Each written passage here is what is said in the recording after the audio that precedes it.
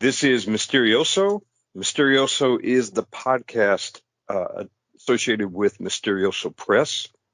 You can find more information about Mysterioso Press at mysteriosobooks.com.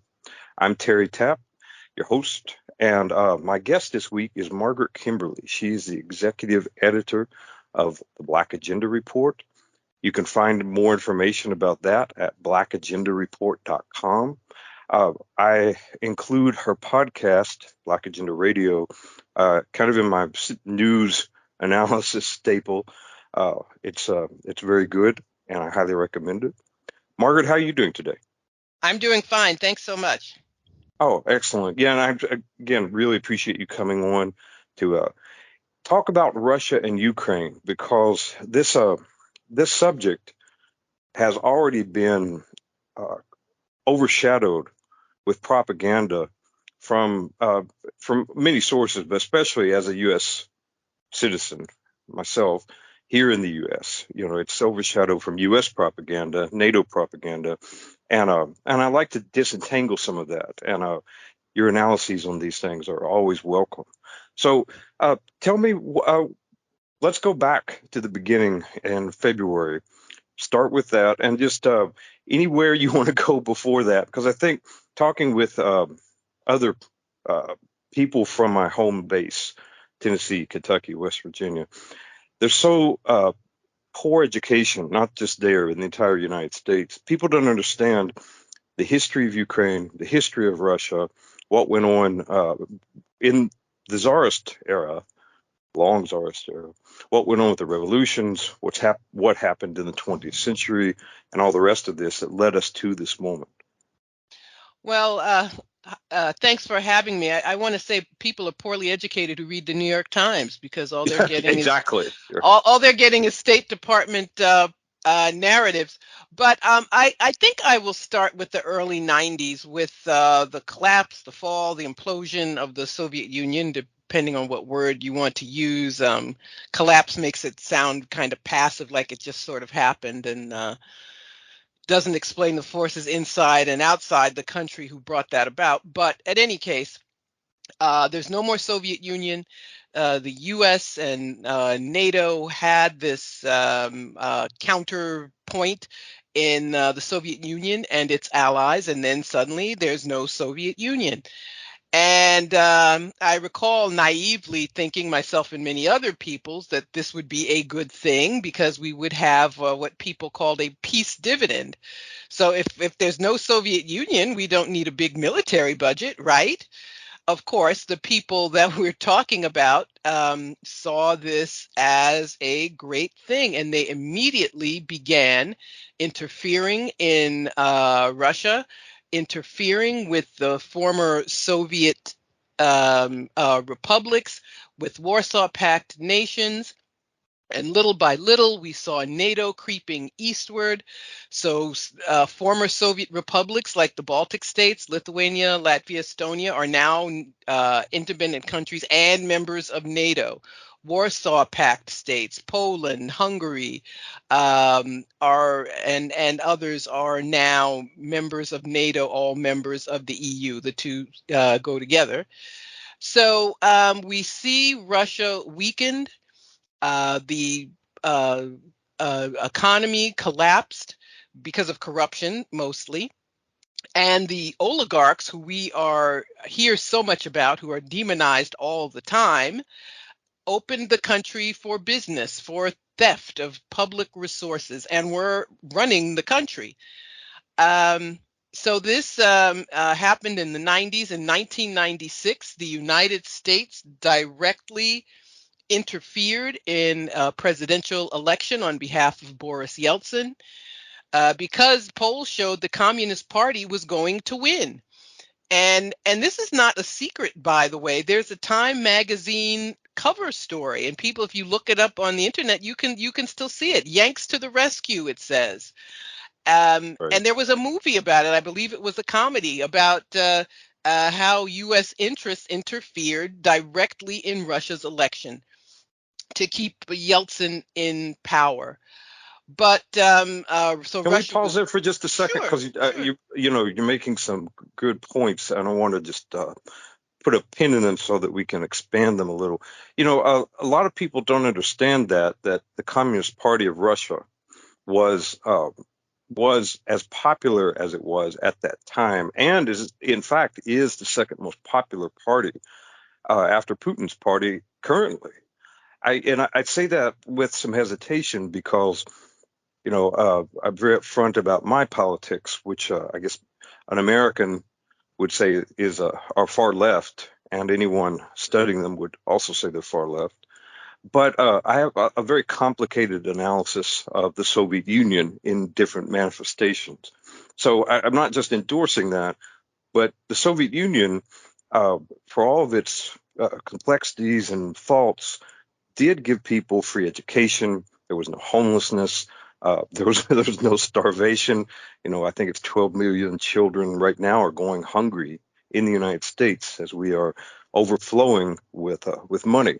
They didn't have these things and didn't experience the giant depression of the 30s like we did as a country. Of course, I wasn't born, but there's this idea that the Soviet Union collapsed, as you said, like something just fell over, and the Russian people wanted Boris Yeltsin in. But that's not the narrative. The United States and the Atlantic powers, did interfere with that election, and we also invaded the Soviet Union 4 separate times, which is not discussed ever. So there's this complex and ugly, very undemocratic, anti-democratic, even an imperialist history we're not taught.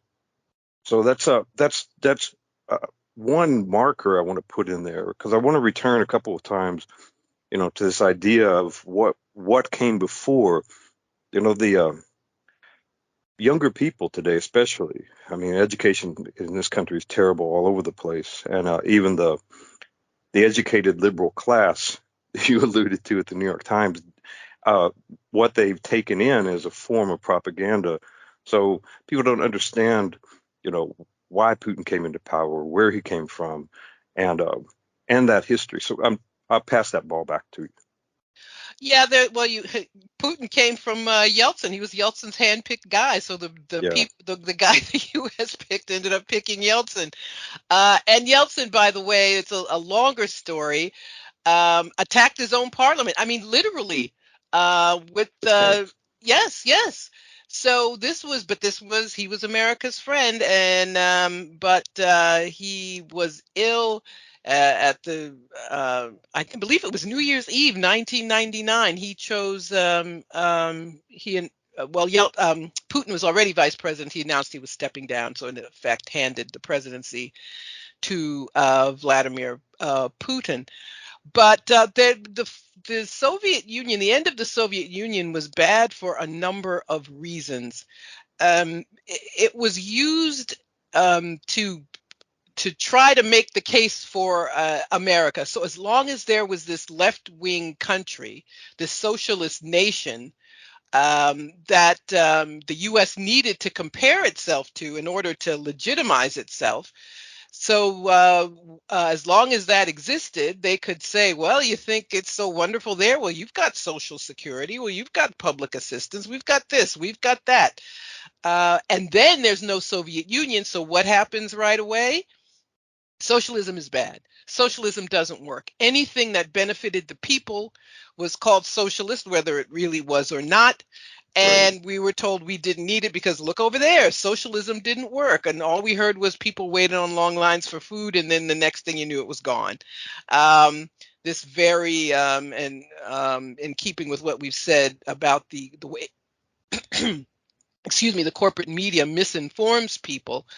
But the end of it is not a coincidence that the end of the Soviet Union coincided with the rise of neoliberal politics in the U.S., that Bill Clinton in the 90s uh, got rid of the right.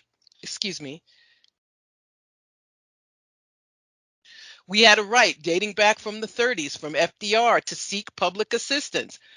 And they, under the guise of reform, they got rid of it.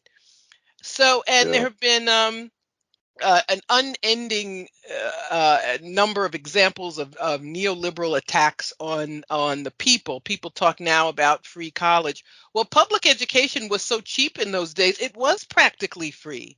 Right. So that is, those are just some of the examples, the way the end of how the end of the Soviet Union negatively impacted people here and around the capitalist world. They no longer had to go through the motions of pretending that they Well, could benefit people. uh, I want to comment on that and throw this again to you. I've met people who have grown up in those countries being behind the Iron Curtain. And I've talked to people who've traveled into the Soviet Union in the 80s. As a teenager, I'm thinking of one specific friend of mine, and then returned after it fell later I guess it was around 2000, that a little after 2000, once Putin came into power, that she returned. And the reports are are complicated, but damning for the system under which we live. This friend of mine told me, when she went to Moscow in the 80s, there's no homelessness. There's also no advertising. But people would go and take classes. I don't want to negate the horrors, that were perpetrated under Stalin, and the police state tactics, which, it's hard to talk about that given our behavior, the U.S. But at the same time, there was an incredible level of peace that people could have. They could travel, they could study, they had guaranteed employment that, for the most part, didn't impinge on their lives. When you see that, and then you come back to our system, the contrast is staggering. Especially, she told me that when she returned later to Moscow, she said there were no homeless people, but now there's advertising everywhere, homelessness. And she went to some sort of theatrical event. This really sticks in my mind because she said, people are gathered for this. You see homeless people adjacent to the throng of people going into this event. A limousine pulls up, some men jump out, shove people aside, and allow this very rich, a billionaire, I don't know, but this very rich person to get in. And you would never see that before because there was, with all of its problems, this very basic understanding that we help each other, that we owe each other something. And in the U.S., a lot of people don't even know it, but those rights that you were alluding to there with Social Security, unemployment insurance, things like that, we earn those through the Communist Party of the United States, through the socialist parties that existed at that time. It was pressure from those that forced the Roosevelt administration to cave in on those things. They weren't awarded to us, and it was a way to stave off a further encroachment upon capitalism by, socialist tendencies, at least. Yes. Absolutely. There were demands made, and I thanks for pointing that out. We should not get the impression that there's, we're always told there's some good leader who comes along, and FDR was the good Right. leader, but they don't operate in a vacuum. So there were demands from the people. There was a very active left, as you pointed out. So we owe a lot to those mass actions. But going back to how does this all get us here to Ukraine? Right. So Ukraine is one of those countries that was targeted by the U.S. And Ukraine has its own unique history. It's a divided country. It was part of the Austro-Hungarian Empire, which fell apart after, which was destroyed as a result of being on the losing side in World War I. So this nation, Ukraine, became independent briefly. It's a bigger story, so it's difficult to try to keep Of it short. course. But in any case, um, so what was going to happen with this and other countries in that region? Well, it ended up becoming part of the Soviet Union, which some Ukrainians were happy with, but others were not happy with, especially those, and I'm generalizing, in Western Ukraine near the borders of Poland. That part of the country never wanted to be part of the Soviet Union and still feel this historic grievance. While in the Donbass region in the east, it is still one of the left wing regions of the country. They still feel an affinity with the Soviet Union. So you have this country that's not really a country that has these fissures, and the U.S. and NATO used them. There were election disputes. There were the people in the western part who, by the way, disliked being in the Soviet Union so much they were active Nazi collaborators during World War II. A man named Stepan Bandera was an absolute Nazi collaborator, and he has now been elevated to the status of national hero in Ukraine. So remember that when people try to tell you, well, it's not really Nazi, that's just Russian propaganda. Really? Is this why people in Ukraine are running around with swastika tattoos and soldiers with the black sun symbol? I remember in the early days of the war, and they were, this propaganda to tell us that Ukraine was this noble, scrappy little country. But every photo of a Ukrainian soldier had someone with this SS symbol, the black Right. sun. And I don't know if they airbrushed them out or changed their camera angles, but they disappeared shortly after people made note again and again and again. So that's Ukraine. So I'll move up to 2014. Pause on that for 1 second, because Sure. I do want people to understand. Again, we're not only uneducated, but we're miseducated and misinformed in this country. Ukraine has a very complex history, and as you were talking about, it existed as a thing under the Austro-Hungarian Empire. But once that fell apart, you have anarchist movements, you have communist movements, socialist movements, and the ham-fisted understanding that we have of socialism, for instance, doesn't allow us to see any of these actual historical developments, such as the Black Army of Nestor Makhno. Makhno fought against the Red Army, and from the Red Army, of course, emerged the Bolsheviks, the particular branch of socialists that has a very complex ideology. That's, I wouldn't consider standard socialism, and that's a whole other discussion. But you have this complex situation going on against the White Army, the Tsarist forces, and pro-imperialist, pro-monarchist. So, and of course, Kronstadt, if anyone wants to look that up, Kronstadt is a stark example of the conflict between Bolsheviks, Lenin, and then the anarchists, and what was going on in that area, and in Russia too. So, and they still have parades to honor Makhno. Very complicated, and against that you have this fascist and Nazi, pro-nationalist tendency, which is in conflict. It bothers me that people don't understand this, not only because it's a very rich history, but at the same time we exist in this line of history, and if you don't understand these things and you don't see that this idea or complex of ideas that we refer to as Nazism or fascism is still there, as not just there, but they're wearing patches for this, and these other ideas of anarchism and socialism and communism of various sorts and Marxism.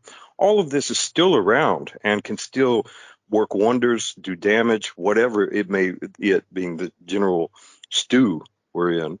And now, as we're looking at, at what we're beginning to talk about here with these manipulations of countries and peoples by market, by people directing markets, supposedly, by rich people, we don't have an opposition to this as we once did. We can't force a president to do something pro-social, pro-people. We don't have any of that, and it worries me that people don't understand this history, and that they're going into turmoil unarmed even with knowledge. Yes, unarmed, completely unarmed because of the misinformation that we've been given for decades Yes. about, and not just about the Soviet Union and about Russia, but about the entire world. So Americans, no matter how educated they may be, in one sense, are just very ignorant about about everything you just described, and you have to. And ever since February, when some people say it's an invasion, Russia calls it a special military operation, began, you don't know anything that you need to know unless you ignore corporate media and look for your own sources, which is terrible that Well, you you were have at to do that. 2014, when the events that transpired in Ukraine then. Yeah. Can you talk more about that? Oh, sure, that's true. We stopped talking about that. So, the president of Ukraine, Viktor Yanukovych, who was the elected president of Ukraine, was overthrown by far-right forces who were aided by the U.S. He turned down. Yanukovych rejected an EU offer of economic aid, which basically was a neoliberal scheme that would have plundered the country, and he said no. Now, Vladimir Putin said everybody should help Ukraine. Russia can help Ukraine. The EU can help Ukraine. But that all started at the end of 2013. The far right, with the help of, and by the way, the late John McCain and a Democratic Senator, Chris Murphy, addressed this rally, a mob of people who were Nazi sympathizers. There's no other way to describe them. The party is called Svoboda. So the Svoboda Party, the Right Sector Party, were encouraged and emboldened by the United States. So Yanukovych is overthrown in the Maidan coup. The region that I referred to earlier, the Donbass region, never accepted the coup government. And why should they? That it's a region closely linked to Russia, uh, uh, heavily Russian speaking population, although most Ukrainians are bilingual. But this region in particular actively resisted the coup, and there was a war, and I believe it's 15,000 people have been killed since 2014. Everybody wants to act like nobody died until February of this year. But at any rate, and I'll move along a little bit. So eventually there was an agreement brokered by Germany and France, the Minsk agreement. Then there was the Minsk II agreement, which among other things, required Ukraine to constitutionally protect the language rights of Ukrainians, because they immediately banned the Russian language. Right. Excuse me, and provided for some sort of autonomous government in the Donbass region. Well, nobody ever acted on it. So Ukraine didn't act on it. They didn't want to. France and Germany didn't do anything. The US, three different presidents, Obama, Trump, now Biden, nobody demanded. And Ukraine is a de facto US colony, by the way, Right. and so would do anything the U.S. told them to do, but nobody acted on it because they didn't want to. They wanted to continue to use Ukraine as a weapon to encroach against Russia. Now, the Minsk II agreement was received a unanimous approval in the UN Security Council. That means the U.S. signed on to it too, but they didn't want to do anything. So along comes Biden, and this all, by the way, this happened under Obama, who we're told is so much better and superior to Donald Trump. And when people talk about Ukraine's sovereign rights, Ukraine hasn't been sovereign since 2014, and that's the fault of the U.S. So the So years go let's by. just be clear about that. The U.S. and the Atlantic powers, France, the U.K., through the EU, through NATO, and through the UN. Well, the UN, let's exclude that. So the election of 2014 was fraudulent. I mean, the overthrowing of that. Oh, sure it was. It was a direct, all the things that, all this, the Russiagate hoax. And yes, Donald Trump is being truthful there about Russian interference. The U.S. directly interfered in Ukraine, and the president was overthrown, and left the country, went to Russia to keep from being killed.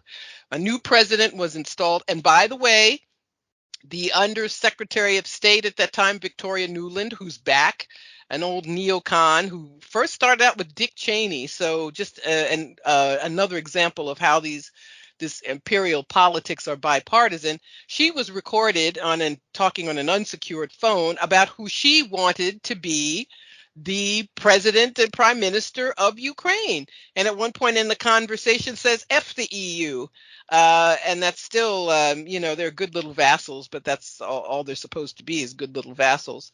So there is an election, in quotes, Poroshenko, Mr. Poroshenko became president, who is a billionaire, by the way.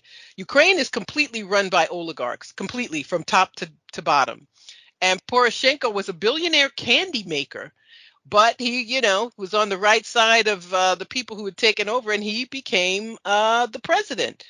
And Zelensky, who's also a very wealthy man, it's an odd story. He was put in power by another oligarch, a man named Kolomoisky, who owned a television network. And Zelensky was an actor. He was cast as a president in a comedy and ended up, through the power of the media and the power of this oligarch, being elected president. But I don't believe there are any really legitimate elections since the government was overthrown in 2014. Right. Zelensky is, people say, well, it's not true he's a billionaire. No, he's like a 500 millionaire, so he's like half a billionaire or Yeah, something like excuse that. that. Yeah, he is. So that's where we were. Biden comes to office and actively encourages the government to think they can retake the Donbass. Now, what they wanted, and Biden gave this away himself, the way he blurts out things. Sometimes it's useful, you learn something. So after weeks of telling us Russia's going to invade, Russia's going to invade, Russia has 100,000 troops on the border, they're going to invade, they're going to invade. He says in January during a press conference, he said, well, if it's a little incursion, it wouldn't be so bad. So he gave the game away. What they wanted was, and they had been instigating the Ukrainians to attack the Donbass, and the OSCE, the security monitoring arm of the EU, was recording these attacks on Donbass. So the US was hoping to instigate a little crisis, a little war, and they wanted to sanction Russia. They wanted to kill the Nord Stream 2 pipeline, this agreement that Angela Merkel had with Vladimir Putin. The pipeline has already been constructed to bring more natural gas from Russia to Germany. So they wanted to kill that. They wanted to sanction Russia. They still have this stupid fantasy about actually breaking Russia up. And that's all it is a stupid and dangerous fantasy. Very So dangerous. so Biden gave the game away, but nobody had told Vladimir Putin about their little plot. He said, and I'm paraphrasing. He said, "Oh yeah, you want a little incursion? Well, in for a penny, in for a pound." And they began their what they called special military operation, sending troops into Ukraine. They started by recognizing the Donetsk and Lugansk republics and said that they were going in to help defend them. And as we speak now, it's official that Russia has declared victory in that region. So the U.S. and its allies, in the meantime, have enacted sanctions against Russia, which are damaging Russia, but damaging the entire world. The whole world is being impoverished by these sanctions. And just to give you one example, the African Union has complained. So one of the things they did was kick Russia out of the SWIFT currency messaging system. So African countries that purchase fertilizer, that purchase grain from Russia can't do it now. They can't pay for it. And that's ignored. So if the issue is ever raised, we're told it's Russian propaganda. No, that's what they've said. So all over the world, fuel prices are up. It's supply and demand. You cut off Russia's ability to export oil. Well, guess what? Prices go up. And they did not think this through. I think it's important to point out that these people, in addition to just being evil, are also stupid. So Biden's going to go to Saudi Arabia and ask them to pump more oil, which OPEC is a cartel. The point of a cartel is to get the highest price you can, and you don't get a high price by pumping more oil. So there is no other source of natural gas for European countries. Um, there's a lot of turmoil in European countries because of this, but Russia is winning on the battlefield. But we have this collusion, this absolute collusion between corporate media and the state, not only in the United States, but in European countries too.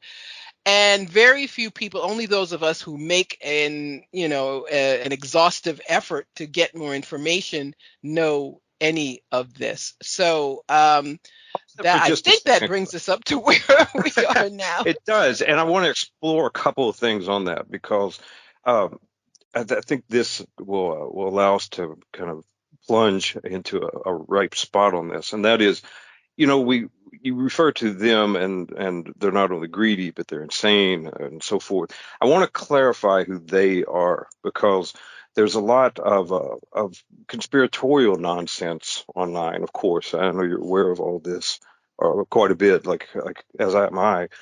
And then there are conspiracies, and it helps to know to whom we're referring because there are specific people and specific groups attempting to direct the situation, I guess, and directing it, frankly. But so you have the oligarchs in Russia that began to lay waste to the country after the fall of the Soviet Union, or after it was, I guess it was pushed.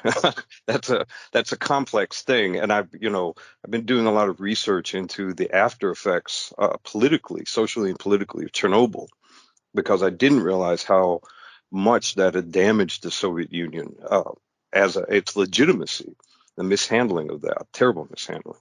And so, there's that, and there's the arms race, which was an attempt to push the country, over a cliff, and several other things too. So it collapsed, it was pushed, and there was connivance, conspiratorial plotting on the part of the Atlantic powers, especially the United States, to install someone who would carve it up, its resources, in a way that our wealthy want. So we have all that, and we have groups of people in Russia, very rich, that are directing it. But we're being directed by very rich people too. And for anyone listening, there's this famous study, which I believe comes out of Princeton, talking about uh, how Congress votes. Does it vote on policies that benefit people or benefit the demands and needs of the wealthy? And pretty much we're ignored. And the study itself, which I said, I believe a Princeton study, this can be looked up, terminates at the year 2000. So the legalized bribery of Citizens United hadn't even passed through yet. So we're directed by oligarchs. Russia's directed by oligarchs. I know Putin reeled them in to some extent when he came into power, which did help the Russian people, but he didn't he didn't really do it as a humanitarian. And I want to be clear on that too. Like in looking at the actual facts, I'm not, nor do I see you being pro Putin. I just have to say that because of the crassness of what passes as analysis these days. I'm anti any any of these illegitimate powers. But when you see, NATO, for instance, to whom you referred, they're pushing Putin. Biden mentions, we're going to allow this little conflict to emerge. NATO has known for quite a while that it's pushing Putin to that little conflict or some incursion that's going to happen, and their policies are crafted by the NATO advisory group. And the NATO advisory group is basically Raytheon, Boeing, Lockheed Martin. It is those companies who have benefited the most from this conflict. So we're all being directed by these extremely wealthy people and their hired hands, I guess we'd say. And it helps to see, the Russian people are suffering, the Ukrainian people are suffering, the American people are suffering. And I'm not a nationalist. I don't care about these divisions. But for convenience, all, people in all these nations are suffering terribly. And I'm trying to get a handle on where this is headed and to do that, to get a handle, with your assistance, great assistance here, of where we've been and where we are.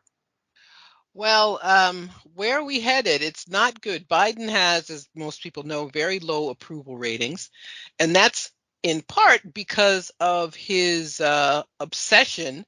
He's like Ahab chasing Moby Dick, frankly. And he said last week, first of all, they've crafted this propaganda point: Putin's price hike. So he talks about Putin more than he talks about anybody else. It's like Putin's living rent free in his head. Putin's price hikes, Putin's fault. We've got to fight Putin, Putin, Putin. And last week he said these increase in gas prices hurt people. I mean, I live in New York. I depend on public transportation, but there are people who literally can't go anywhere if they can't drive to Right. their jobs, to buy food. And they are suffering. What's his response? Well, we're going to, whatever it takes, as long as it takes, as long as what takes. I mean, this is just stupid. Is Russia has won. They're not going to leave these regions of Ukraine that they've won. That's not going to happen. So how long this war of attrition is hurting the whole world? And it's that kind of tone deafness that is going to cause the Democrats to lose the midterm elections in November. Now, they've used every excuse in the book for not doing the things they campaigned on, like raising the minimum wage, the Build Back Better Act. It's just a couple of Democrats in the Senate who keep it from happening. So I guess when the Republicans take over, they can really have a ready-made excuse. Well, we don't control Congress anymore, so sorry about that. Um, so politically, it's having an impact here. The Prime Minister of the UK, Boris Johnson, is about to be the former Prime Minister of the UK. He won a vote of no confidence, but that, of course, just kicks the can down the road.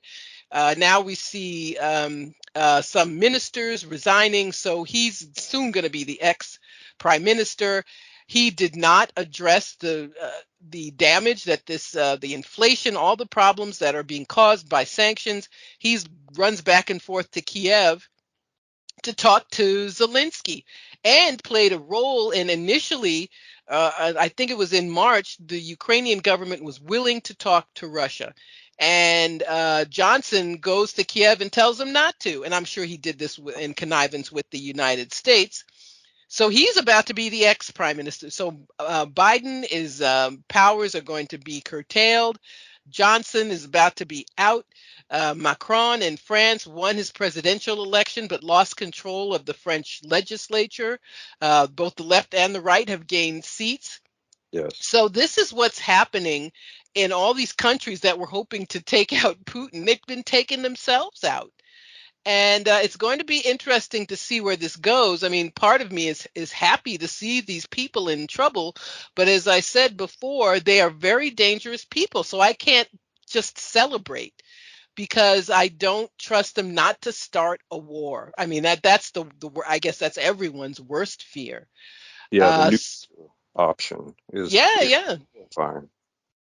Yeah, I wanted to return to this point you made about the peace dividend, because looking at the peace dividend is one of those items that I think a study of what happened there reveals a lot about the world. I was on a wildcat strike many years ago in a shipyard, and it's a wildcat strike. It's an illegal, unauthorized strike.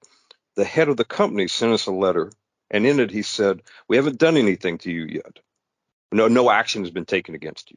He said, "But I want to tell you what's going on at the company." And it's all this threatening language. So I sent him a letter, and everyone received copies of it. It was this joke, but I said, "We haven't done anything to you yet." And they had someone contact me to say I might be prosecuted for terroristic threatening. But when I addressed this, because I wrote a little book on it, on the event, I said, if you want to understand a lot about our world, understand that the language of business, when turned around, is terroristic threatening. So when you look at the peace dividend and what happened, I think you reveal a lot about, how the magic enterprise works. And that is, we assumed that the reason we were having this arms race, and the reason we couldn't have, money for schools, money for to alleviate hunger, money for all the things we need, healthcare, for instance, was because we are under threat from this demonic power. I don't know if you remember all the Christians. I was bathed in this stuff. Christians that has identified the Soviet Union with the Great Whore of Babylon and the Beast and all this other. Yeltsin, or not Yeltsin, Gorbachev had the mark of the beast on his head. But once that's gone, I assumed, as I'm assuming you did from what you said, that we are going to have all this money now that we don't need to spend. And almost immediately, attacks began on the social. You're referring to Clinton, and soon the Russia's demonized again. We have new enemies, and we're spending more than ever. So this should reveal who is actually moving the grand chessboard, as Brzezinski said. Who's doing this? They need Russia to function in a particular way to justify these expenditures. My some friends that are in Kentucky told me, that people had made signs that have a hammer and sickle with a line through it to express support for Ukraine, anti-Putin sentiments. And the ridiculousness of this is apparent because, of course, he's anti-communist, anti-Lenin, and so forth. But he's also still this villain that you need, and he is a villain. I mean, they're all villains, but he's a necessary component of your WWE wrestling match. It's striking. Well, it's I always say this about domestic politics. It's like professional wrestling. They're fake villains and fake heroes, but I guess that applies internationally as well. But the level of vilification against Putin, I cannot recall a world leader being vilified as much as Putin has been over the years. Sometimes it's ridiculous. It's, Putin's got a yacht that's in Italy. And I'm like, and I said to myself, why would the Russian president keep his yacht in Italy? That's so stupid. So somebody had a giant yacht in Italy, but it's not Vladimir Putin. All these guesses about his wealth and, well, this is Putin's palace. It was an abandoned hotel. He's got a girlfriend. She had a baby. Now it's babies, without any evidence. And he's dating this one, all kinds of ridiculous things. But people need to realize whenever there is this degree of vilification of a foreign leader, it's because they're doing things the U.S. doesn't want them to do. It doesn't mean there's no reason to vilify them, but it's never the reasons we're given. So he's a war criminal. Biden, dope, calling him a war criminal, and he could be tried for war crimes. He didn't do anything that George W. Bush didn't do when he invaded Iraq, or Obama didn't do with Hillary Clinton's help in destroying Libya, an And ongoing humanitarian crisis. So, I don't know if you uh, heard about Bush making, sorry to interrupt you there. I just wanted to confirm and insert this. Bush actually conflated his illegal invasion of Iraq with Putin at an address, I think it was in May in Dallas. yes, he did. They And I wheeled thought him it out. was, It was so funny. It was hilarious to me. They wheeled him out to try to beat up on Putin, and but a guilty conscience needs no accuser, right? So Freudian yes. slip, and he said, "This is a terrible invasion of Iraq. I mean Ukraine." And then he tried to joke it off. Well, I'm in my 70s, ha ha ha. So I'm sure whoever ginned up this propaganda was like, "Really, dude? We got you out there to help us." But at any rate, instead he reminds people of his own criminality. So that's where we are now with, in the levels of war propaganda. I have never seen the blue and yellow flags. You could not, it's less so now, you could not turn on your computer for any reason without seeing a Ukrainian flag. For any reason, if you went to buy something, if you were going for information, Ukraine, Ukraine, Ukraine, and Russia's really evil. Zelensky being shoved down our throats. You couldn't. The Grammy Awards. They had Zelensky on the Grammy Awards. They're still sending celebrities over there to, kiss his ring. But that tells you the level of lies that are being told. You don't have to go through all of this if you're telling even a little bit of the truth.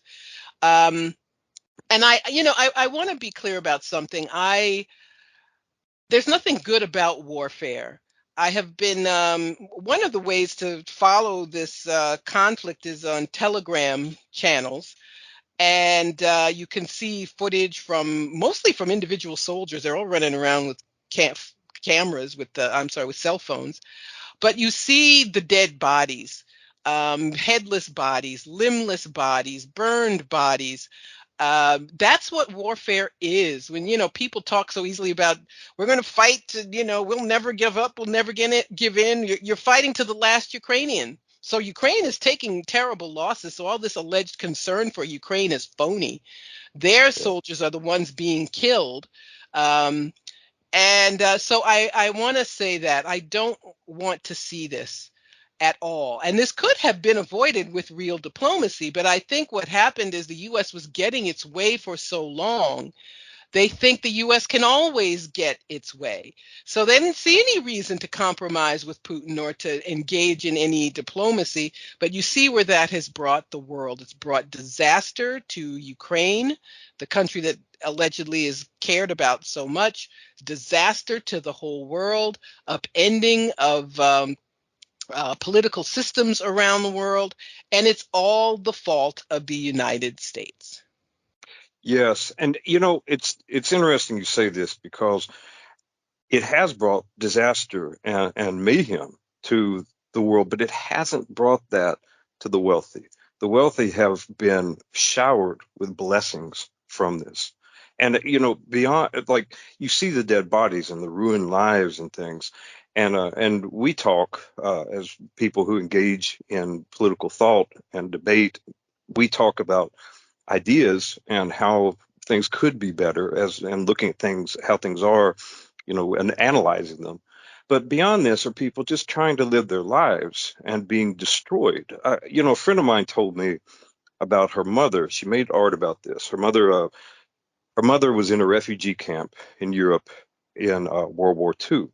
I think she said she was 7. She was there for several years, but at 7 to something, or 6 to 10 or something. And she said, these soldiers came through and played with her, like put her on their shoulders and walked around, playing with a child. Uh, they were Nazi soldiers. I didn't know that at first, but when you think of it, these are 18 and 19-year-old kids, and they have probably no allegiance to anything other than maybe getting drunk, you know, uh, going out and partying in other ways, like whatever they're doing, as they should be as 19, 18-year-old kids, and get caught up in this madness. There's a phenomenon I heard about that in World War II, a lot of Allied troops would encounter Nazi soldiers, and the Nazi soldiers would fire their weapons into the air, uh, surrendering, but surrendering preemptively, like they weren't fighting. And an historian was talking about this, and he said, "Well, what we suspect is because the socialist and communist movements in Germany were so large, and of course mishandled with the liberals, mishandled an opposition to Hitler and the Nazis. You still have all these people out there who are not only not sympathetic to Nazism, but are antagonistic. And so when they're cornered, they're not fighting for this. So in all this stew, you have human lives just being destroyed in Russia, in Ukraine, here, in Canada, in South America, and Africa, and across the world. These you and I live here in New York City, but there are places where people are really making decisions about going to work or buying food. It's it's monstrous, but not for the wealthy and not for the No, it people. isn't. And so when they say there's money, quote unquote, for Ukraine, it's money for the military industrial complex. That's who Exactly. the money is for. So, $40 billion for Ukraine, but then there's more millions of dollars more. It's going to the defense industries, and also to Ukraine. Any money that goes to Ukraine is skimmed off the top. I mean, just you can just count on that. So there's, I saw this. ad on a bus station here in Manhattan yesterday, help the children of Ukraine. I don't know where this money is going, who you're sending it to that's going to help any children. And if you want to help the children of Ukraine, demand that the Biden administration negotiate with Russia.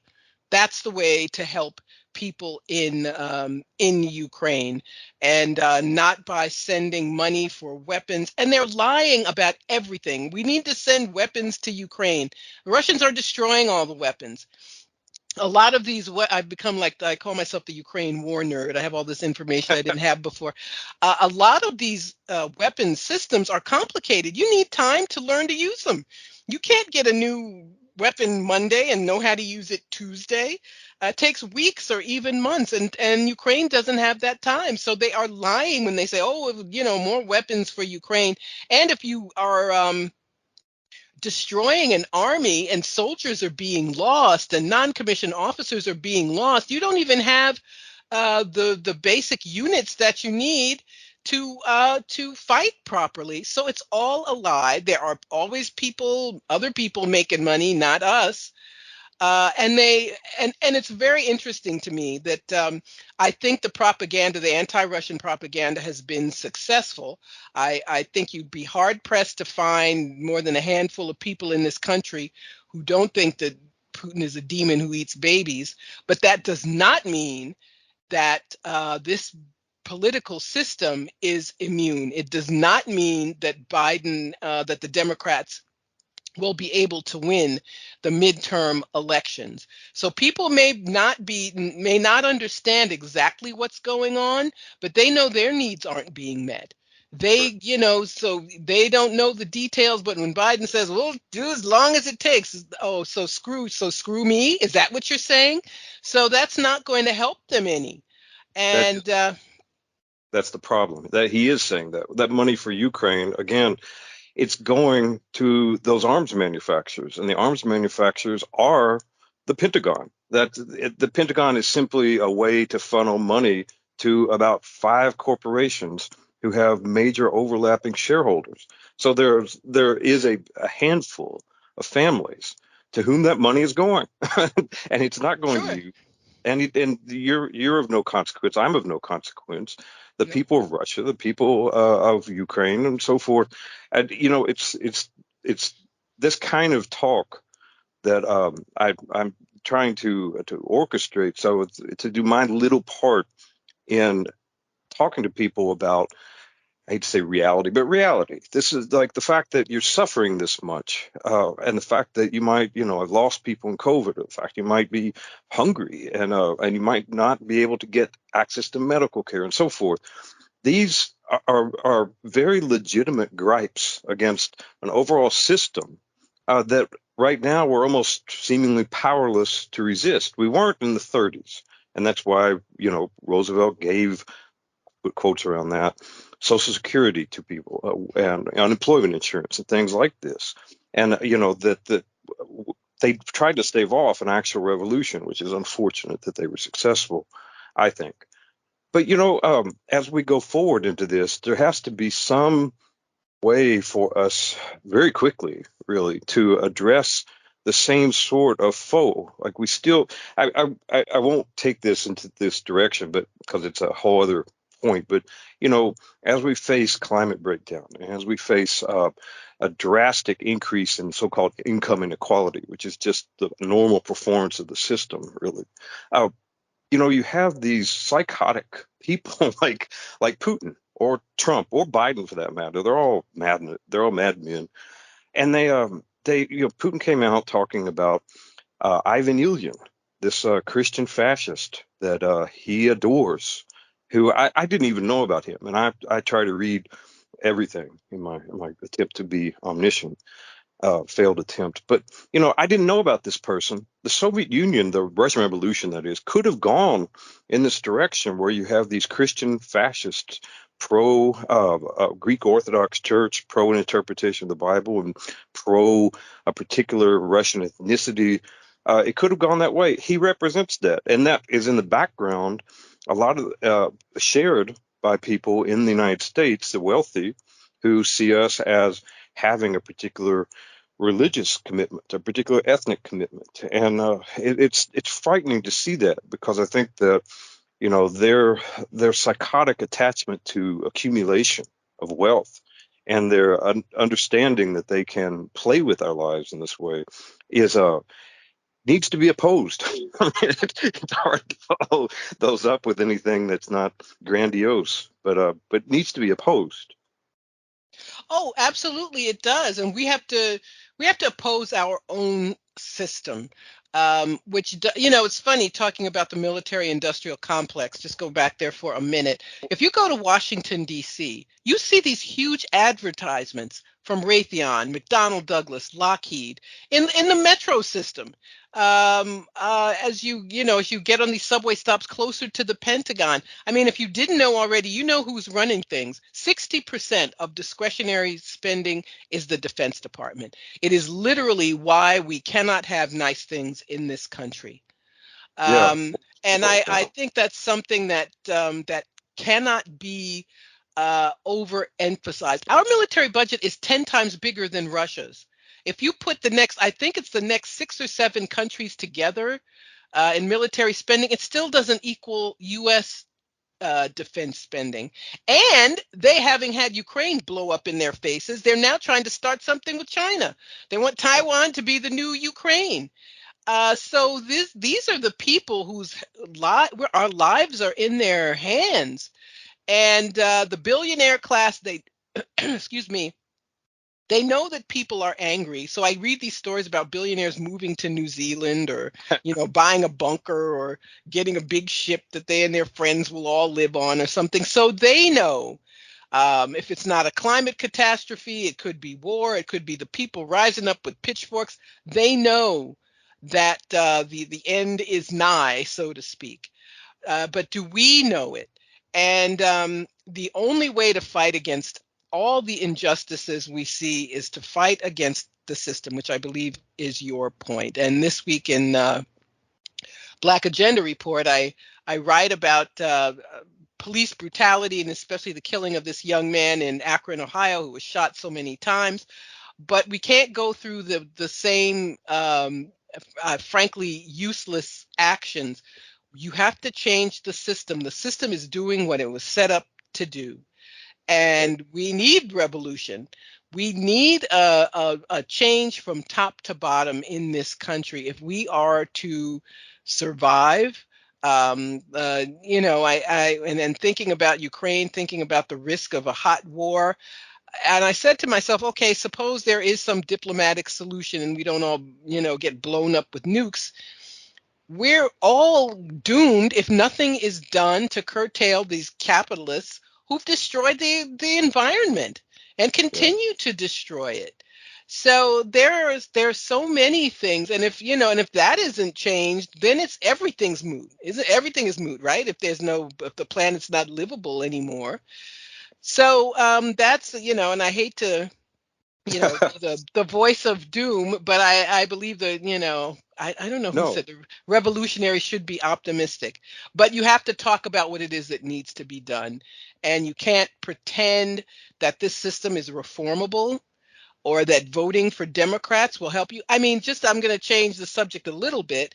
For years, we were told no matter what issues you have with the Democratic Party, you have to vote for them because they'll protect the Supreme Court.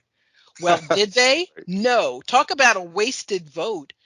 Obama, not as an example, getting into office and having the votes to codify the right to abortion access, and then just not doing it. Screwing up with Ruth Bader Ginsburg and pushing her out. Excuse me. Meanwhile, the Republicans, the recess appointment that didn't happen, but for decades, Republicans have been taking over state legislatures, and it impacts all our lives. So voting blue, no matter who, is literally a waste, an absolute waste. They have proven it. So they actually maybe did us a favor. Yeah, yeah. But that is the point I'm trying to make, is electoral politics aren't going to save us. Little bit of reform isn't going to save us. But the world is changing. The multipolar world is a reality. That's what these maniacs in Washington don't want to acknowledge it. So China and Russia are a new axis, and that is a good thing. It is a good thing that the world is multipolar and that the United States can't do whatever it wants to do. But we're finding it out as the U.S. is trying to force countries to shoot themselves in the feet. So you tell India, for example, don't buy Russian oil. They're going to buy it anyway. They're not going to ruin their economy and listen to by listening to the United States. But some of these idiots want to double down. It's like, no, let's have, something else blow up in our faces. We don't have quite enough. But the world is changing. The U.S. cannot get its way, but which is, as I said, all to the good. But how these people respond is the question, and how do we respond? I remember people, hundreds of thousands of people taking to the streets in opposition to the invasion of Iraq, but for a variety of reasons, that level of protest has quieted down so much, and we should be in the streets about what they're doing to us. Yes, I agree with everything you said. I think that it's the reason there's not mass uprising against these things is a mix of policies and policing and also misinformation. People. There's a scene in my head from many years ago when some camera crew in Central Kentucky was interviewing people about what was on their mind politically, and they featured or interviewed a couple standing outside a rusting, small, like single wide trailer. The man's teeth were bad. The woman looked very unhealthy. Her skin looked unhealthy. They're dressed in what are essentially rags. And he said, right now it's the capital gains tax, which was a Republican talking point nationally. And it's so sad that this person clearly doesn't have proper health care and money. Just material conditions are horrific. Is worried about this way of further enriching the already very rich. So this propaganda has corrupted us, and we're kind of, as you were saying, we're in this final hour here, facing doom. So and I see again, it's another subject, but I see these perception management systems like the Democratic Party breaking down, and once you have a more homogenous world for the super wealthy, once they're not having to worry about carving up Russia, once they've done that to some extent, or carve up China a little more, uh, we're the ultimate target. And you can already see this with prison construction, anti-protest laws, and this is coming. There used to, as you're talking about with the Democratic Party, there used to be this nonsense about why you should vote Democrat because XYZ, because Roe, for instance, or because of some environmental policy, or because of Social Security or welfare. And constantly they're getting destroyed. Right after the repeal of Roe, I received an email that I should send some money to Act Blue so that we could persuade Susan Collins to live her values. This is nonsensical. And it doesn't, you can have the intelligence of a Dixie cup to see through this now. It doesn't take actual analysis. But soon, when they have COP27, which is coming up, you can't continue to say these things when your home is flooded, when you have no food. And at some point, they're just going to have to jail us or other things. And I would like to see some ability of people to understand options, like in the Right. 30s, for instance, and see a positive route out of this stuff. Anyway, Yeah. well, Margaret, we've talked for like a little over an hour, and I want to tell you again, I'm really appreciative of you taking time to talk to me. Again, if for people listening, your program and the writing on the website and things like this are top notch. You're one of those that I go to see like a more sophisticated and nuanced analysis of things. So please check that out, blackagendareport.com. And thank you so much for taking your time. Thank you so much, Terry. It's been a pleasure.